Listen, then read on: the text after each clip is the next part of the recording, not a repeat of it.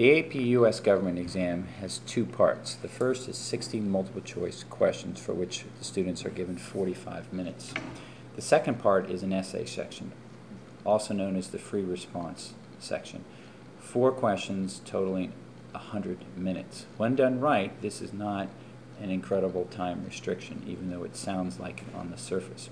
Number one, no one expects students to write originally, write beautifully. In fact, graders prefer to see the questions more or less copied and almost answered in fill-in-the-blank style. For example, the question in front of you, congressional reapportionment and redistricting are conducted every 10 years.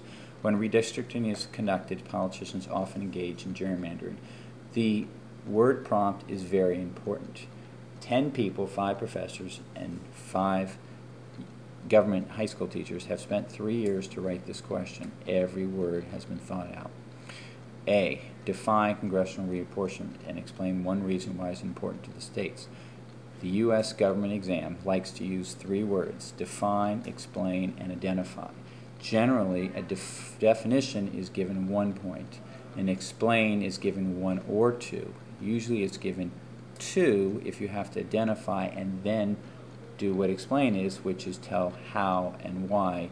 And finally, a describe is also a 1 point question usually. So, define congressional reapportionment and explain why it is important to the states. This would be 2 points, 1 for the definition and a second one to say how or why it is important to the states. Define congressional redistricting, another point. C, explain 2 goals, 2 separate points, as long as they're an in-depth answer. And finally, describe 2 limits would be 1 point for each part. So that's a total of 7 points. Next, you want to use the wording of the question.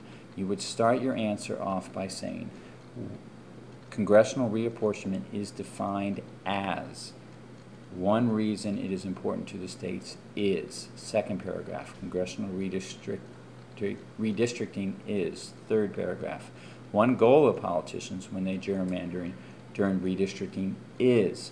So it's okay to then do the second one in the same paragraph. I like to tell my students to separate it to a 4th paragraph.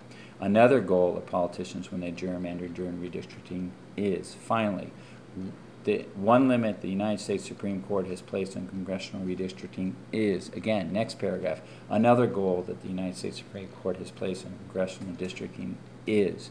It is important to copy the words to help the AP grader grade the questions efficiently and correctly. Each grader spends no more than 90 seconds grading an entire answer and grades 350 to 450 essays on average a day. So you want to direct the reader straight to the answer. It is okay to have a brief introduction. More or less the brief introduction would be copying over the first 2 sentences in the prompt. I think that's a good idea for students simply because it forces them to focus on the question. Absolutely, you do not need a conclusion. The only reason to put a conclusion is if you missed a point earlier.